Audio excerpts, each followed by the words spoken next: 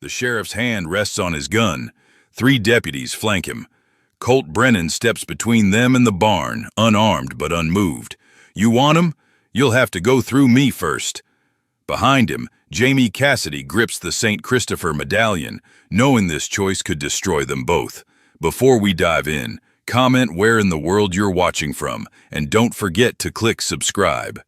The dust hung thick in the barn as Colt Brennan stepped through the heavy wooden doors, his shadow stretching long across the hay-strewn floor. He was a man built like the mountains that ringed his property, broad-shouldered and imposing, with hands that had broken wild horses and men who forgot their manners. His boots struck the planks with authority, each footfall a reminder that everything within these walls answered to him. Inside, bent over a saddle he was mending, worked Jamie Cassidy.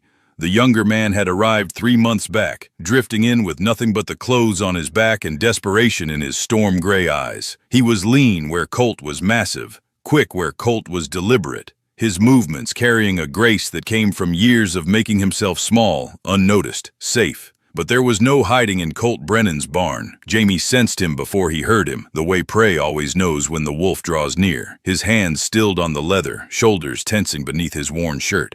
He did not turn around. Could not. Because turning meant meeting those eyes. And meeting those eyes meant drowning in something he had spent a lifetime running from. Work ain't gonna finish itself just because you're admiring it. Colt's voice came low and rough, like whiskey poured over gravel. Jamie's jaw tightened. I know how to work, Mr. Brennan. That right? Boots crossed the distance between them, deliberate and unhurried.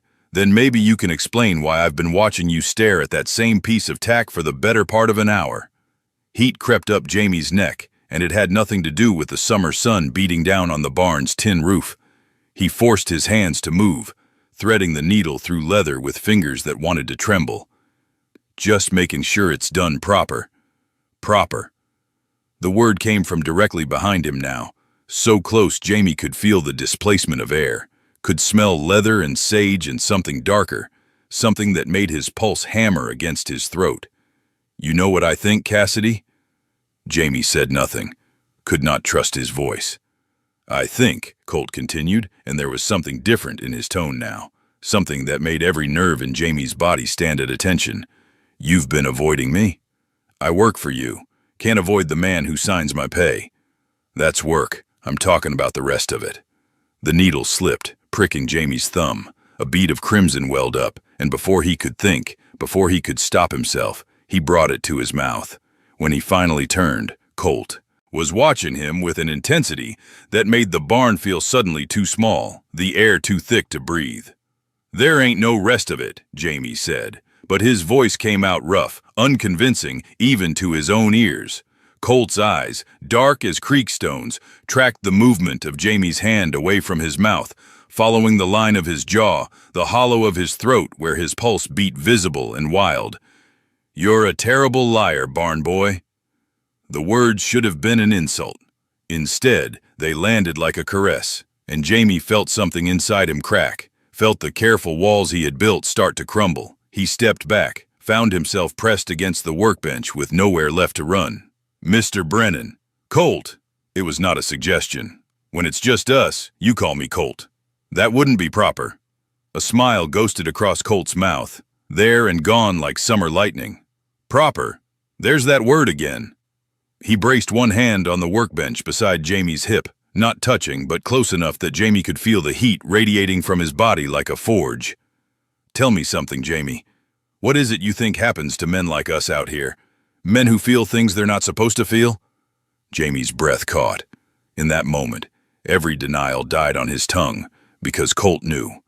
Somehow, this mountain of a man with calloused hands and a reputation for breaking things that did not bend, he knew the secret Jamie had carried since he was old enough to understand that wanting was dangerous, that some hungers could get a man killed. I don't, Jamie started, but Colt's free hand came up, not touching, just hovering near Jamie's face. Don't lie to me, Colt said softly, and there was something almost gentle in it, something that hurt worse than anger ever could. Not about this. The barn was silent except for their breathing, except for the distant sound of horses moving in their stalls, except for the thundering of Jamie's heart that surely Colt could hear. 3 months of stolen glances. 3 months of lying awake in the bunkhouse, staring at the ceiling and remembering the way Colt's hands looked gripping the reins, the way his voice dropped when he spoke low, the way he moved through the world like he owned every inch of it and knew exactly what he wanted. "What do you want from me?" Jamie whispered, and he hated how small his voice sounded, how much need bled through despite his best efforts. Colt's eyes darkened, and when he spoke, his voice carried a weight that made Jamie's knees weak. "I want you to stop running. I want you to look at me the way you do when you think I can't see. I want—" He stopped himself, jaw clenching, and Jamie watched the war play out across his face. Desire against duty, want against wisdom. "You're my employer," Jamie said desperately, grasping for any handhold that might keep him from falling. We can't. Colt's hand finally made contact, fingers brushing along Jamie's jaw with a tenderness that seemed impossible from a man so large, so fierce. "Or won't?" Jamie's eyes fluttered closed at the touch, and he knew he was lost. 3 months of resistance crumbled in an instant, and when he opened his eyes again, everything he had tried so hard to hide was written plain across his face. "Colt," he breathed, and it was surrender and plea and prayer all at once. But Colt did not move closer. Instead, he stood there, fingers still gentle against Jamie's skin, eyes searching his face like he was trying to memorize every detail. "I need you to understand something," he said, voice gone rough with restraint. "If we do this, if we cross this line, there's no going back. In this town, in this territory, men like us, we have to be careful. We have to be sure. I know the risks." Jamie's hand came up trembling and covered Colt's where it rested against his face. "You think I don't know what happens to men who want what we want? I've been running my whole life, Colt. I'm tired of running." Something shifted in Colt's expression, something fierce and possessive that made Jamie's stomach drop and soar all at once. "Then stop," Colt said simply. "Stay. Work beside me. Let me—" He stopped again, seemed to be struggling with words that had likely never crossed his lips before. "Let me take care of you." "I don't need taking care of." "No," Colt agreed, thumb stroking across Jamie's cheekbone in a gesture so tender it made Jamie's chest ache. "You don't. But maybe I need to anyway." Outside, the sun continued its arc across the sky. The ranch went about its business, cattle lowing in distant pastures, hands calling to one another, life moving forward the way it always did. But inside the barn, time seemed to stop, suspended in the space between Colt's hand on Jamie's face and the question that hung unspoken in the air between them. Jamie had spent his entire life learning how to disappear, how to make himself small and unnoticed and safe. But standing here, caught between Colt Brennan's body and the workbench, pinned by eyes that saw everything he had tried so hard to hide, he realized that maybe safety was not what he needed. Maybe what he needed was this: to be seen, to be known, to stop apologizing for the way his heart beat faster when Colt walked into a room. "What happens now?" Jamie asked, and his voice was steadier than he expected. Colt's smile was slow, transforming his harsh features into something almost beautiful. Now we take it slow, we're careful. But Jamie?" His hand slid down, fingers curling around the back of Jamie's neck, and the intimacy of the gesture stole Jamie's breath. "I've wanted you since the day you walked onto my property. Tried to tell myself it was just that it would pass, but it hasn't, and I'm done pretending. The other hands will mind their own business if they know what's good for them." There was steel in Colt's voice now, the iron will that had carved a ranch from unforgiving land. "This is my property, and you work for me. What happens between us stays between us. But make no mistake, Jamie Cassidy, I'm not interested in hiding what you mean to me." "And what do I mean to you?" Jamie asked, needing to hear it, needing the words to make it real. Colt leaned in, close enough that Jamie could count the gold flecks in his dark eyes, close enough that their breath mingled in the narrow space between them. "Everything," he said simply. "You mean everything." The word hung in the air between them, heavy with promise and peril. Jamie knew what accepting this meant. knew the danger, the secrecy, the constant looking over their shoulders. But he also knew that he was done running, done pretending, done denying himself the one thing he had never dared to reach for. "Then I'm staying," Jamie said, and felt the last of his walls crumble. "I'm staying, Colt."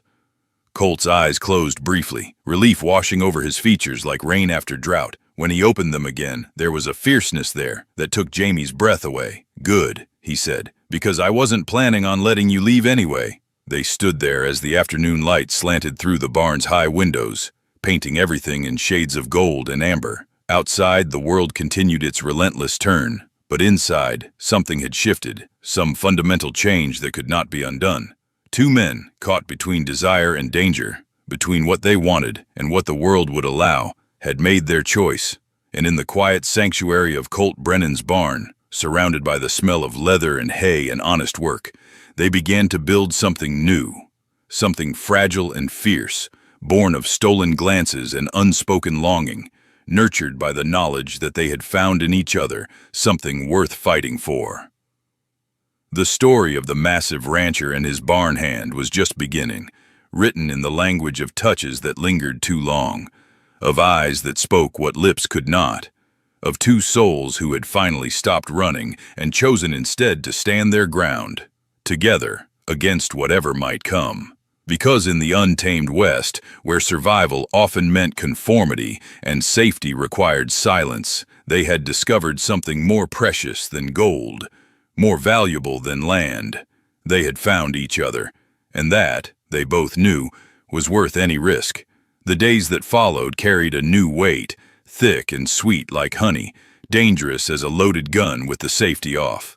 Jamie moved through his work in a haze, every task colored by the memory of Colt's hand on his face, the rough timbre of his voice saying everything. The other hands noticed nothing, or if they did, they were wise enough to keep their observations to themselves. But Jamie felt transparent as glass, certain that anyone who looked at him would see the truth written across his skin. Colt, for his part, maintained his distance during daylight hours. He barked orders, inspected work, moved through the ranch with his usual commanding presence, but Jamie felt his gaze like a physical touch, following him as he mucked stalls, as he repaired fence line, as he broke the young mare in the north pasture. Every glance was a promise. Every brief moment their paths crossed a reminder of what waited once the sun went down. It was torture.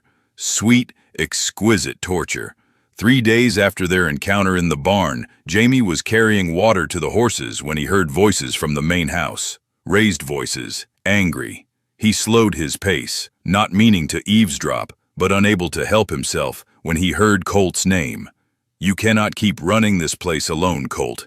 The voice belonged to Marcus Brennan, Colt's older brother, a man who visited twice a year and spent most of that time telling Colt everything he was doing wrong.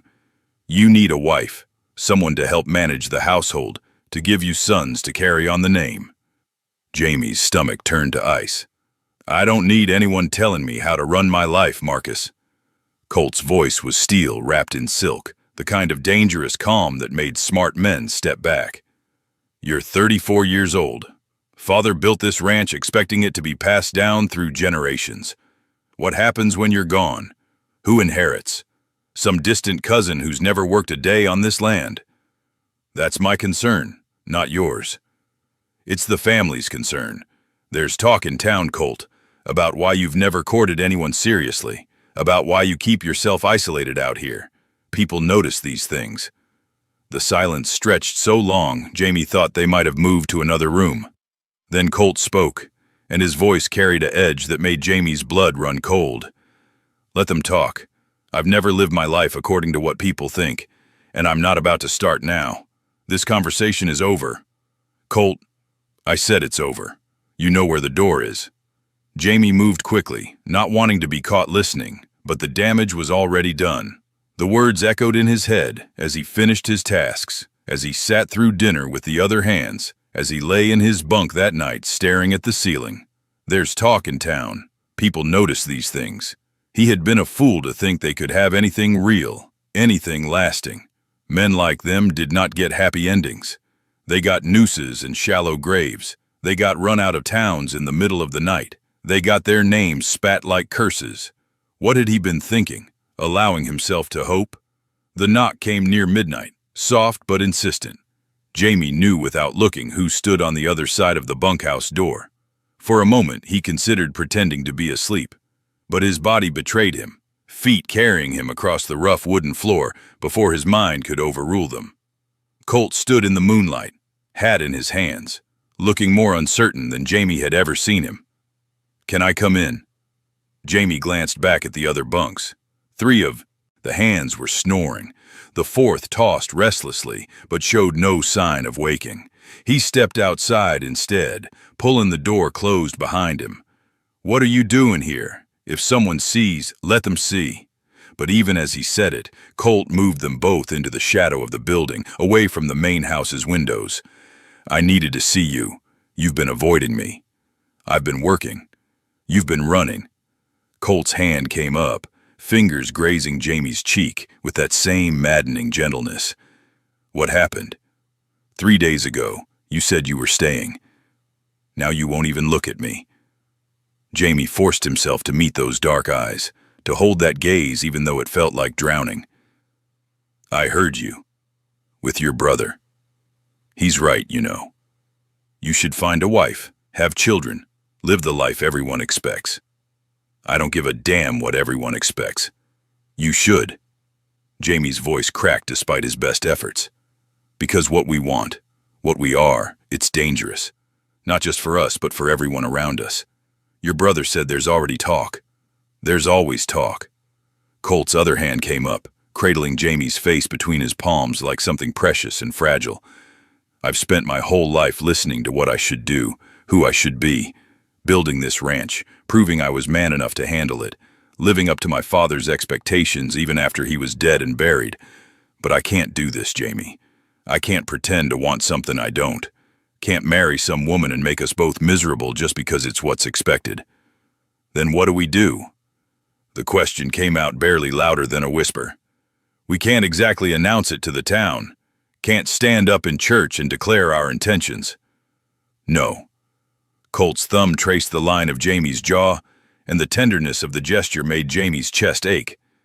"But we can be careful. We can be patient. We can take what moments we're given and hold them like the precious things they are." "That's not enough." "It has to be." Colt leaned in, close enough that Jamie could feel his breath ghost across his lips.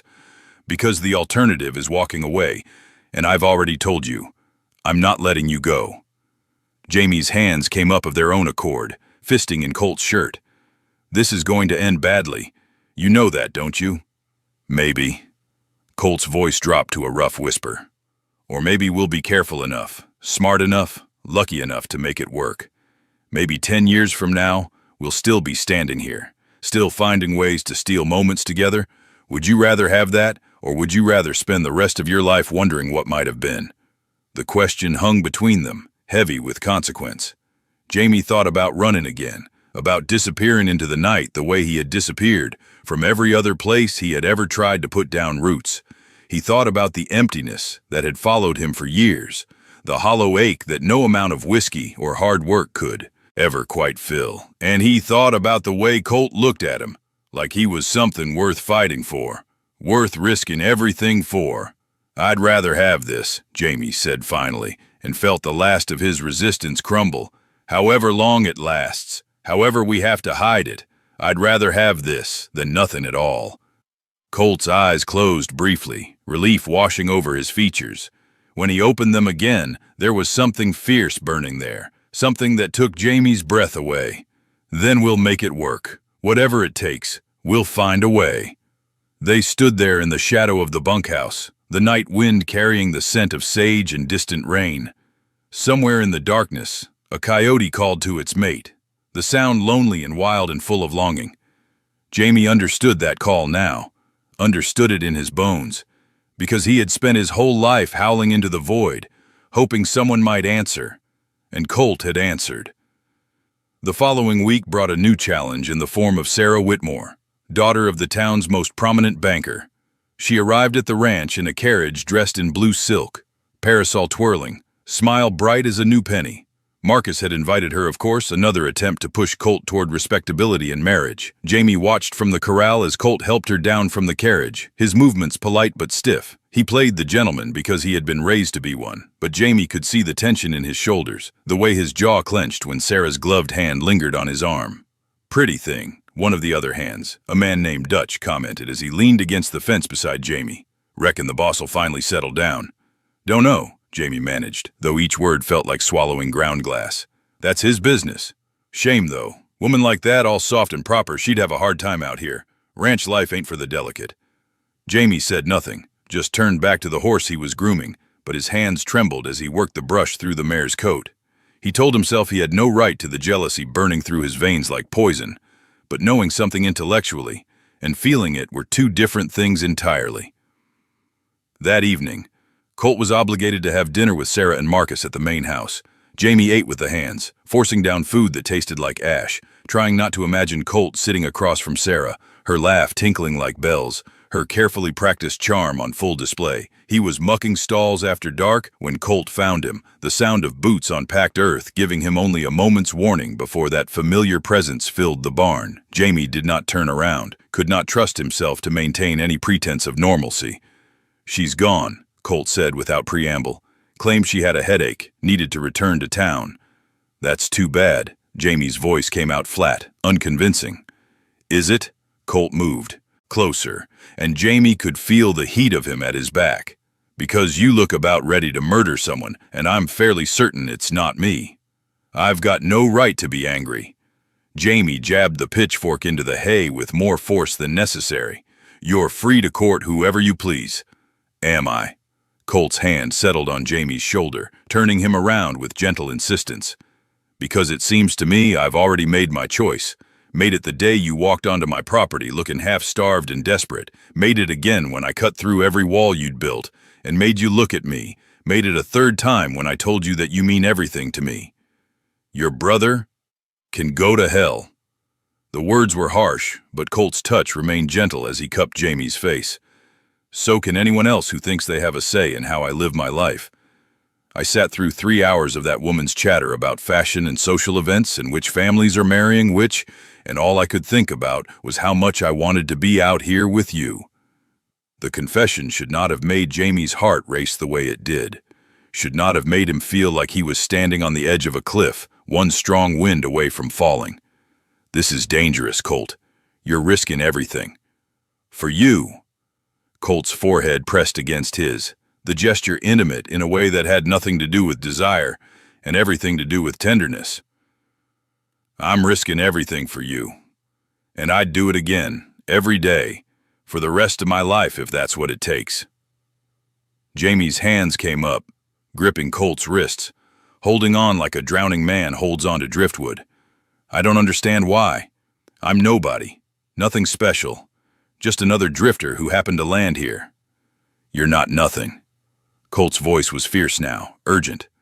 "You're the first thing I think about when I wake up and the last thing on my mind before I sleep.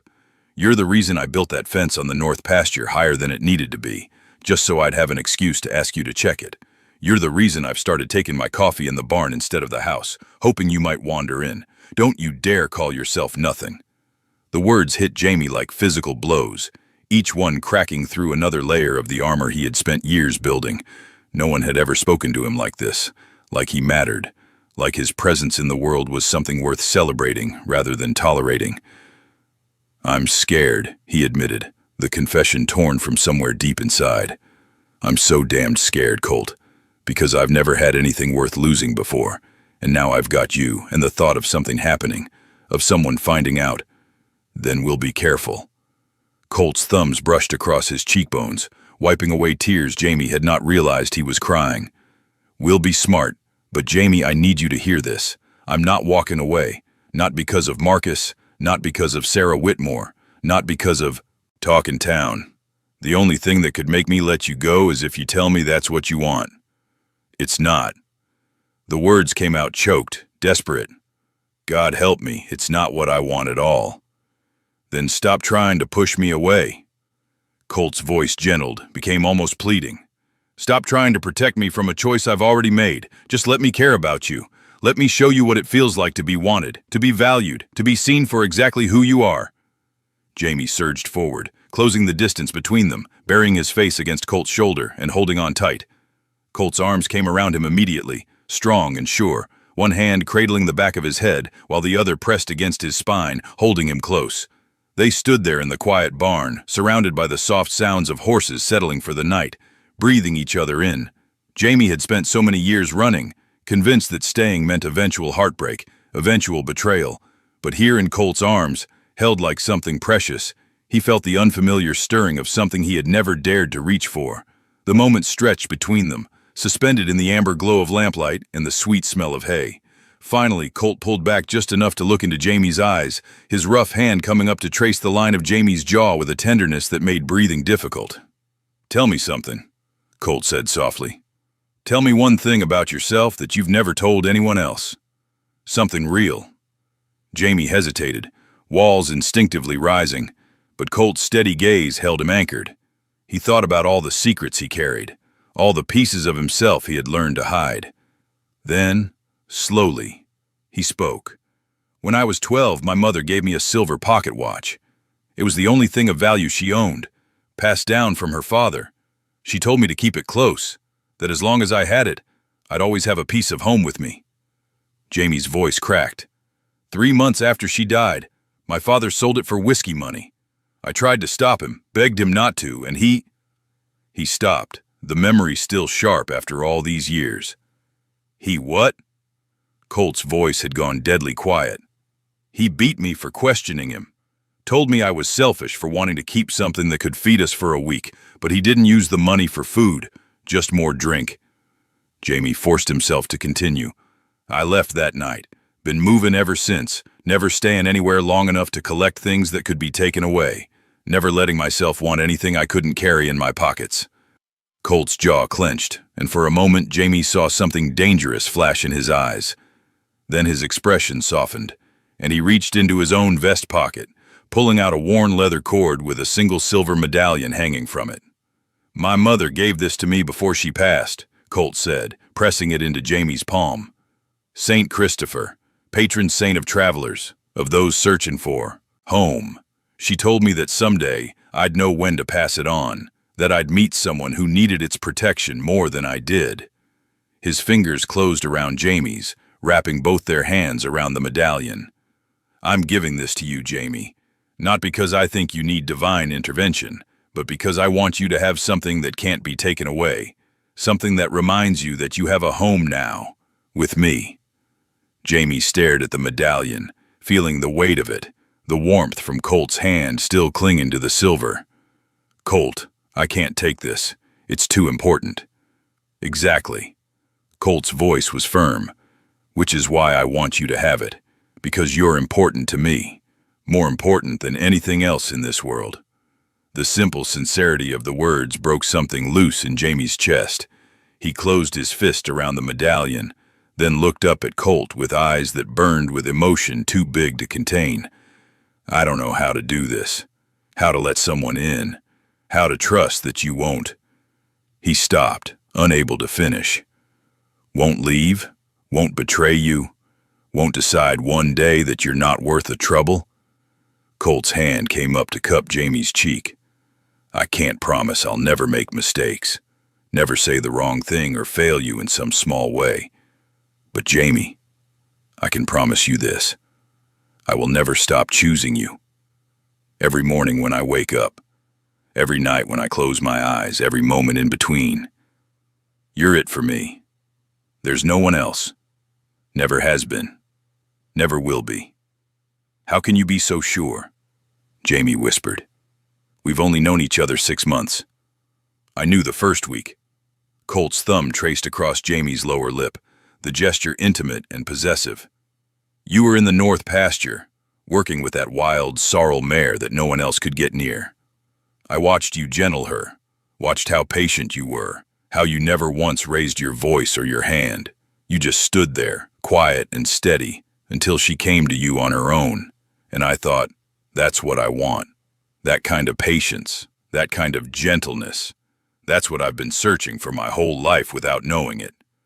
I'm not that patient, Jamie said, voice rough. Not with people.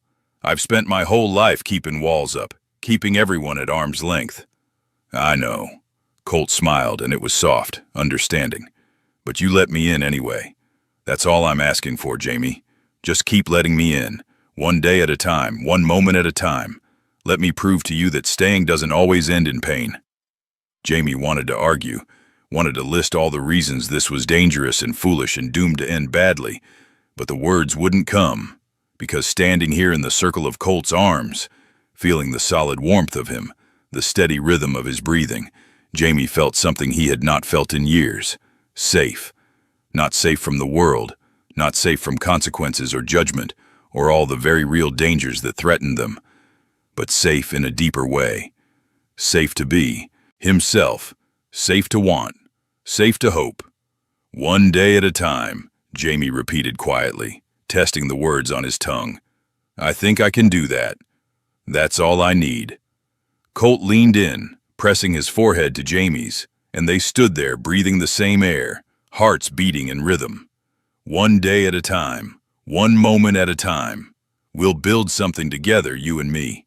Something that's ours, something no one can take away. Outside, the night wind picked up, carrying with it the scent of rain. In the distance, thunder rumbled, a promise of storms to come. But inside the barn, wrapped in lamplight and each other's presence, Colt and Jamie held on tight. Two men standing at the edge of something terrifying and beautiful, choosing to leap together into the unknown. The medallion warmed in Jamie's palm, a physical reminder of promises made, of trust given, of a future that suddenly seemed possible. He slipped the leather cord over his head, feeling the silver settle against his chest, right over his heart. It felt right there. Felt like coming home. Thank you, he said softly, and the words encompassed so much more than the gift. Thank you for seeing me. Thank you for choosing me. Thank you for making me believe that maybe, just maybe, I deserve something good. Colt's eyes gleamed in the lamplight, understanding everything Jamie couldn't say. You don't have to thank me for giving you what you've always deserved. They stayed there longer than was wise, longer than was safe, but neither seemed willing to be the first to let go. The horses shifted in their stalls, the barn settled around them, and still they held on, because this connection they had found, was worth every risk, every consequence, every moment of fear. The road ahead would not be easy. They both knew that. But for now, in this moment, it was enough to simply be here, together, choosing each other despite every reason not to, and in that choice, finding something more precious than safety, more valuable than certainty. They were finding love, real, honest, dangerous love, the kind worth fighting for, the kind worth risking everything for, the kind that might just save them both. Hope, fragile and terrifying, but undeniably real. Summer gave way to autumn, and the ranch transformed under skies that burned gold and crimson at sunset. The work changed with the seasons, became about preparing for winter, about ensuring the cattle would survive the coming cold, about storing enough hay and grain to last through months when the ground froze solid and the wind howled like something alive and hungry. Jamie had been on the ranch for 6 months now, and in that time, everything had changed. He moved through his days with new purpose, no longer just surviving, but actually living, building something that felt dangerously close to a future. The other hands had accepted him as one of their own, Dutch even clapping him on the shoulder one evening and calling him the best damn horse handler they had seen in years. But it was the nights that Jamie lived for, the stolen hours after everyone else had bedded down, when Colt would appear at the barn or the far pasture, or wherever Jamie happened to be working late. They talked about everything and nothing, about Colt's plans for the ranch, about Jamie's childhood moving from town to town with a father who drank too much and a mother who died too young, about dreams they had never dared speak aloud before. And sometimes they did not talk at all. Sometimes they just stood close, shoulders touching, watching the stars wheel overhead and feeling the solid comfort of not being alone. It was during one of these quiet nights, with the first frost silvering the grass, that Marcus returned, He arrived without warning, his carriage rattling up the road at dusk, and this time he was not alone. Sarah Whitmore sat beside him, along with her father, the banker, and another man Jamie did not recognize, but whose expensive suit and calculating eyes marked him as someone important. Colt met them on the porch, his face carefully neutral, but Jamie saw the tension in his shoulders from where he stood by the corral. Something was wrong. Whatever had brought Marcus back, it was not a social call. The meeting lasted hours. Jamie tried to focus on his work, on checking the horses, on anything that might distract him from the knot of anxiety tightening in his chest. Finally, near midnight, lamplight still glowing in the main house's windows, the visitors emerged. Jamie watched from the shadows as they climbed into the carriage. Sarah looked upset, her handkerchief pressed to her face. Her father appeared angry, gesturing sharply as he spoke to Marcus, and the stranger in the expensive suit just smiled, cold and knowing, before tipping his hat to Colt in a gesture that felt more like a threat than a courtesy. Only when the carriage had disappeared down the road did Colt's shoulders slump. He stood on the porch for a long moment, hands braced against the railing, head bowed like a man preparing for battle. Jamie should have stayed in the bunkhouse, should have given Colt space, privacy, time to deal with whatever storm his brother had brought, but he found himself crossing the yard instead, drawn by an instinct he did not fully understand but could not ignore. Colt did not look up when Jamie's boots sounded on the porch steps, but his voice came rough and tired. "You should be sleeping. So should you." Jamie stopped a few feet away, maintaining the distance that safety required, even as every part of him wanted to close the gap. What happened? For a long moment, Colt said nothing. Then, with a bitter laugh that held no humor, he spoke. "Marcus has decided to take a more active interest in the ranch. He's convinced Father's will gives him the right to challenge my decisions if he believes I'm mismanaging the property." Jamie's blood ran cold. "On what grounds?" "On the grounds that I'm 34, unmarried, and showing no interest in producing heirs. The man with them tonight was a lawyer. Apparently there's a clause in the will that allows for intervention if the primary heir is deemed unfit or unwilling to maintain the family line." Colt's hands clenched on the railing. "He's threatening to tie up the ranch in legal proceedings unless I agree to court Sarah Whitmore properly, with the intention of marriage." The words hit Jamie like a fist to the gut. He stepped back, the night air suddenly too thin, too cold. "Then you should do it." Colt's head snapped up. "What?" "You should marry her." Each word cost Jamie something, but he forced them out anyway. "This ranch is your life's work. You built it from nothing, turned it into something that matters. I won't let you lose that because of me." "Because of you?" Colt was off the porch in an instant, closing the distance between them with long strides. "Jamie, this has nothing to do with you and everything to do with Marcus trying to control something that was never his. He's always resented that Father left the ranch to me instead of him, and now he's found a way to force my hand, by threatening to take away everything you've worked for." Jamie's voice cracked despite his best efforts. "Don't you see? If you marry Sarah, the threat goes away. The ranch stays yours. You get to keep building what you've started. And you." Colt's hands came up, framing Jamie's face with a desperation that made Jamie's chest ache.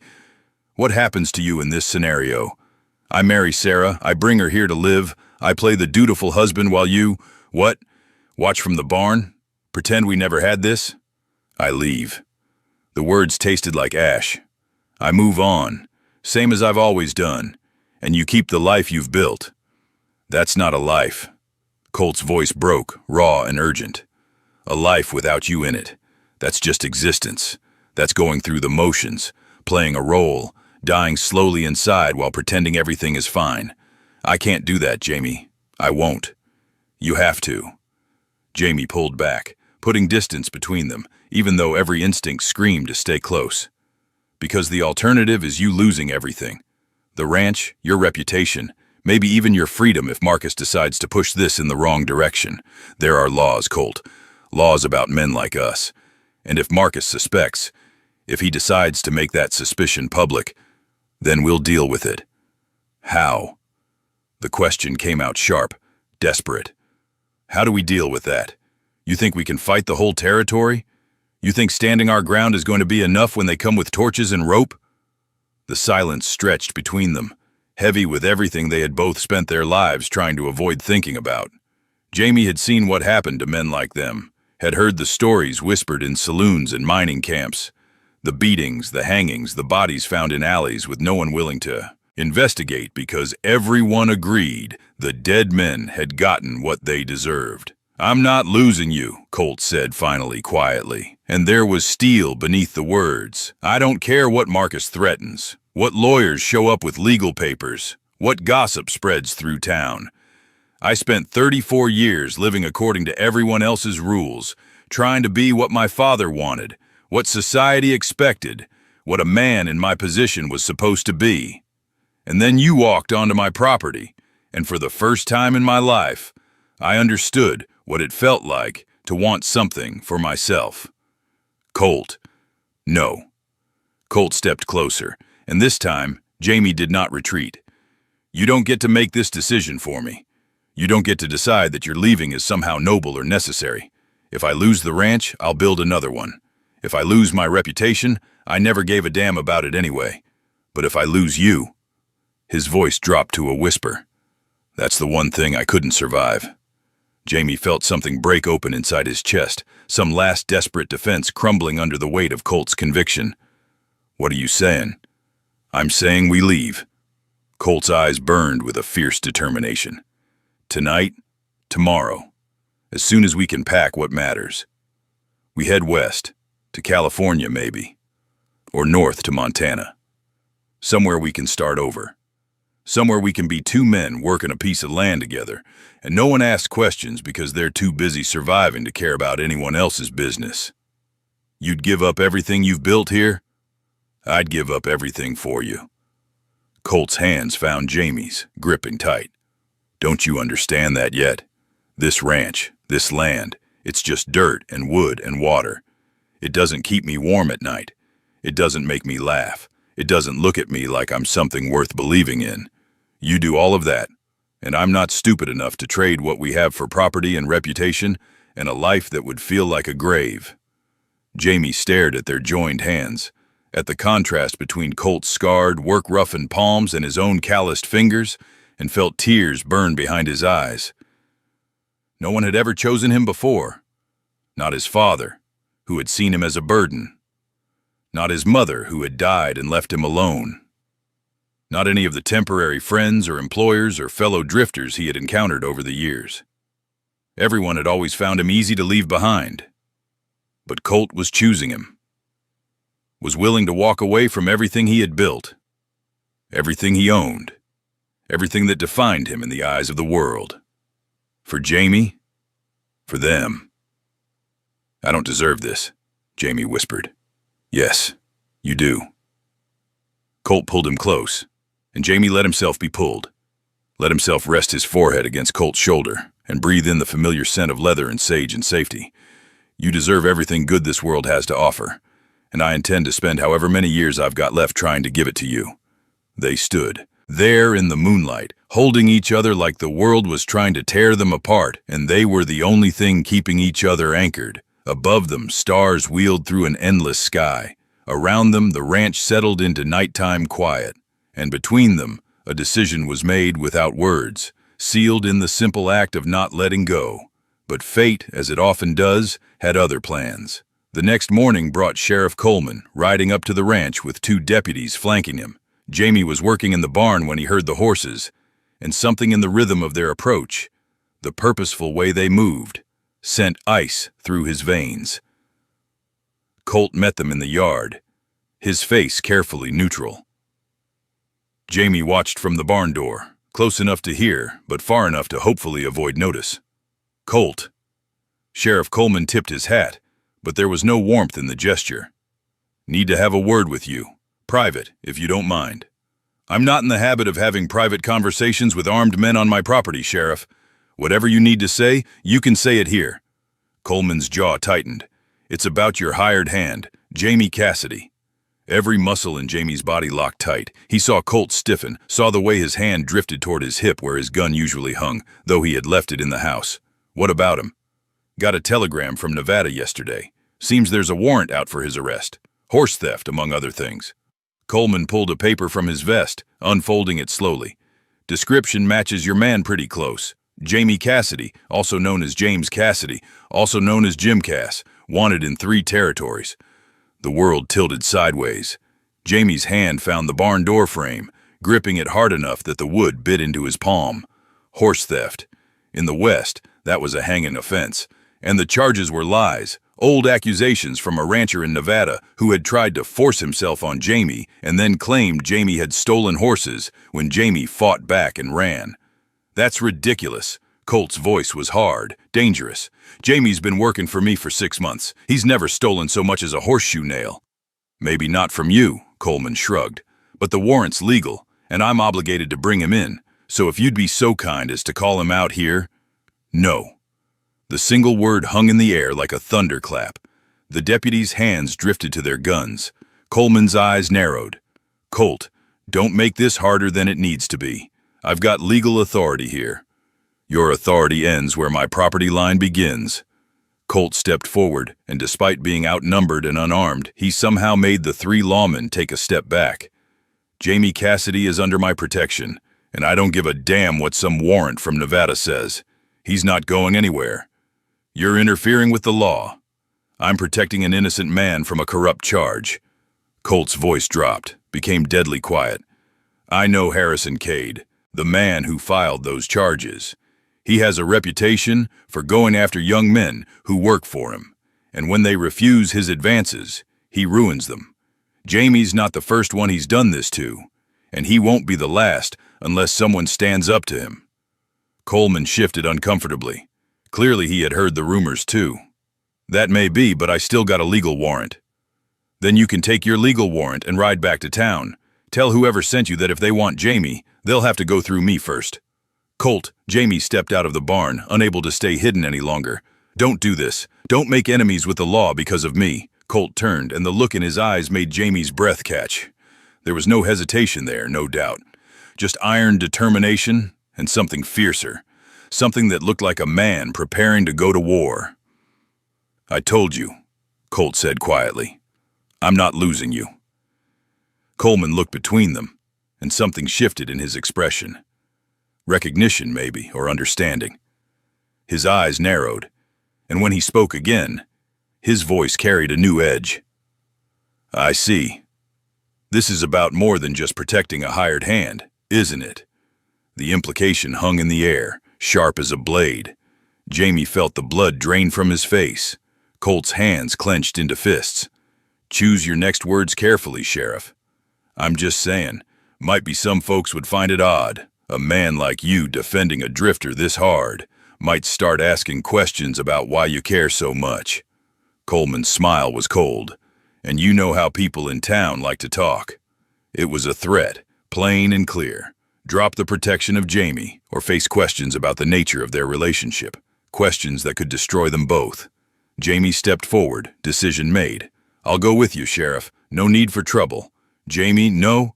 It's all right, Colt. Jamie forced himself to meet those dark eyes, to memorize every detail of the man who had given him 6 months of happiness, of hope, of home. We both knew this couldn't last forever. Better to end it now, before anyone else gets hurt. He started toward the horses, but Colt's hand shot out, gripping his arm with bruising force. I said no. Jamie, look at me. Jamie looked, and what he saw made his chest ache. Colt was not afraid. He was furious, yes, and desperate, but there was no fear in his eyes, only fierce, unbending resolve. You want to take him in, Sheriff? You'll have to arrest me too, because I'm not letting him face this alone. Colt, you're being a fool. Then I'm a fool. Colt pulled Jamie closer, and in front of the sheriff and his deputies and God and anyone else who might be watching, he did not let go. But I'm a fool who knows the difference between the law and justice, and there's no justice in letting an innocent man hang because some powerful rancher in Nevada has a grudge.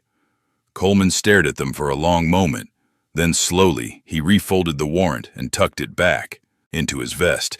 You're putting me in a difficult position, Colt. I know. This won't go away. Cade's got money, got connections. He'll push this, and eventually, someone will come who won't listen to reason. Let them come. Colt's voice was steady, certain. I'll be ready. The sheriff shook his head slowly. You're risking everything for this boy. Your ranch, your reputation, maybe your freedom. Is he really worth all that? Colt looked at Jamie, and in his eyes was every stolen moment, every whispered conversation, every sunrise they had watched together from the high pasture. Yes, he said simply. He's worth everything. Coleman sighed, then mounted his horse. I'll tell them I couldn't find him, that he'd already moved on. But Colt, when this comes back on you, and it will, don't say I didn't warn you. He paused, then added quietly, for what it's worth, I hope you know what you're doing. They watched the lawmen ride away, dust rising in their wake. Only when they had disappeared over the ridge did Jamie allow himself to breathe, to feel the full weight of what had just happened. You shouldn't have done that, he said, voice shaking. You just made an enemy of the law, and for what? I'm not worth— Don't! Colt turned him around, hands gripping his shoulders. Don't you dare finish that sentence. You're worth everything to me. Every risk, every consequence, every damn thing that might come from this. Do you understand? I understand that you just threw away everything you've built for someone who's going to have to leave anyway. Jamie's eyes burned with unshed tears. Because Coleman was right. This won't end here. Cade will send more men, or Marcus will use this against you, or someone in town will put the pieces together and realize why you were really so desperate to protect me. Then we leave. Tonight. Colt's voice was urgent now. We pack what we can carry, take the best horses and head west. Start over somewhere they can't find us. Colt, you can't just abandon your ranch. Watch me. Colt's hands moved to cup Jamie's face, thumbs brushing away tears that had started to fall despite Jamie's best efforts. I already told you, this place is just property. You're what matters. You're the only thing that matters. Jamie closed his eyes, letting himself lean into that touch, memorizing the feel of Colt's hands on his skin. He had spent his whole life running, never staying anywhere long enough to build connections, to care about people, to let them care about him. The thought of running again, but this time with someone beside him, someone who knew every secret he carried and chose him anyway, was terrifying and exhilarating in equal measure. Where would we go? Anywhere. Colt's voice held a note of desperate hope. There are places out west, mining towns and logging camps where two men can work a claim together, and no one asks questions. Or we could head to California, buy passage on a ship, sail, somewhere even farther away, Mexico maybe, or Canada. You've really thought about this. I've thought about nothing else since the night I first touched you. Colt's forehead pressed against his. Every possible future, every way we might make this work. And they all came down to the same thing. As long as we're together, the rest is just details. Jamie let out a breath that was half laugh, half sob. You're insane. You know that, right? Completely out of your mind. For you, absolutely. Colt smiled, and it transformed his whole face, made him look younger, lighter, free of the burdens he usually carried. So what do you say, Jamie Cassidy? Want to run away with me? See what kind of life we can build where no one knows our names and no one cares what we are to each other? It was madness. Throwing away security for uncertainty, trading a known danger for unknown risks, betting everything on the slim chance that they could find somewhere in this vast, brutal country where two men could make a life together without constantly looking over their shoulders. But as Jamie looked into Colt's eyes, saw the hope and determination and fierce, unshakable love burning there, he realized that the real madness would be saying no, would be walking away from this, from him, from the first person who had ever made Jamie feel like he was worth fighting for. Yes, he whispered, and felt something inside him shift, settle, like a piece of himself he had not known was missing, suddenly sliding into place. Yes, I'll go with you. Anywhere, everywhere. As long as we're together. Colt's smile widened, and then he was pulling Jamie close, holding him tight, and Jamie held him back with everything he had. Around them, the ranch carried on with its business, cattle lowing in distant pastures, horses moving in their stalls, the wind carrying the scent of approaching winter. But inside the circle of Colt's arms, Jamie felt something he had never felt before. Home. Not a place, but a person. Not four walls and a roof, but strong arms and a fierce heart, and a love that was willing to sacrifice everything for a chance at happiness. They had until nightfall to prepare, to pack what they could carry, to decide which horses to take, to figure out where to go and how to get there without being followed.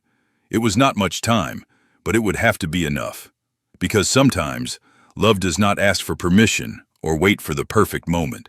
Sometimes it demands that you leap into the unknown, trust in each other, and hope that wherever you land, you'll land together. As the sun began its descent toward the horizon, painting the sky in shades of crimson and gold, Colt and Jamie made their preparations. They moved through the ranch one last time, saying goodbye to the life they had built here, even as they prepared to build something new somewhere else. Dutch found them in the barn as they were saddling horses. The older hand stopped in the doorway, taking in the scene, the packed saddlebags, the determined expressions, the way Colt and Jamie stood close together in a way that might have meant nothing or might have meant everything. "So you're leaving then," Dutch said. It was not a question. Colt straightened, his hand moving instinctively to rest on Jamie's shoulder. "We are." "This about that warrant?" "Among other things." Dutch nodded slowly, then surprised them both by pulling a small leather pouch from his pocket. "Found this gold panning last summer. Was saving it for something important. Reckon this qualifies." He tossed the pouch to Colt, who caught it reflexively. "That should get you where you're going, wherever that is." Jamie felt his throat tighten. "Dutch, you don't have to." "I know I don't have to. I want to." The old hand's eyes moved between them, and there was understanding there. Acceptance. "I've been working ranches for 30 years. I've seen all kinds of folks, all kinds of situations. What I learned is that people who find something real, something worth holding on to, they're damn fools if they let it go just because other people got opinions." He paused, then added gruffly, "You two take care of each other, you hear? And maybe someday, when things have died down, you send word letting a man know you made it somewhere safe." Colt's voice was rough with emotion. "Thank you, Dutch. For everything." "Ain't nothing." But the old man's eyes were suspiciously bright as he turned to leave. He paused in the doorway, looking back one last time. "For what it's worth, boss, I always figured a man like you deserved to be happy. Glad you finally figured out what that looks like for you." They finished their preparations as dusk fell, painting the ranch in shades of purple and deep blue. Marcus's carriage would not arrive for another day or two, and by then, they would be long gone, already deep into territory where warrants and family obligations could not reach them. As they led their horses out of the barn, Jamie paused, looking back at the structure that had witnessed so many of their stolen moments, the place where Colt had first touched him with gentleness, where they had built something fragile and fierce out of whispered conversations and desperate hope. "Having second thoughts?" Colt asked quietly. "No." Jamie turned to him, and there was no doubt in his voice. "I was just thinking about how strange it is. 6 months ago, I was drifting, alone, convinced that was all I deserved. And now I'm about to ride off into the night with you, and I'm not scared. I should be terrified, but all I feel is free." Colt's hand found his, their fingers intertwining. "That's what love does. It sets you free, not from consequences or hardship, but from the prison of pretending to be something you're not, from the loneliness of never being truly seen." They mounted their horses as the first stars began to appear overhead. Behind them, the ranch house stood dark, its windows like closed eyes. Ahead of them lay miles of open country, full of possibility and peril. "Ready?" Colt asked. Jamie looked at him. This man who had given up everything for a chance at happiness, who had chosen love over safety, who had seen Jamie at his most broken and decided he was worth putting back together. And he smiled.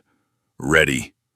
They rode out under a sky full of stars, heading west toward the mountains, toward uncertainty, toward whatever future they could carve out together. Behind them, the life they had known fell away like a shed skin. Ahead of them stretched endless possibility. Would it be easy? No. There would be hard times, dangerous moments, days when they wondered if they had made the right choice. But they would face those times together, two men who had found in each other something worth fighting for, worth running for, worth risking everything for. As they rode through the night, the darkness full of promise rather than threat, Jamie realized something profound. He was no longer running from something. For the first time in his life, he was running toward something. Toward a future, toward hope, toward love.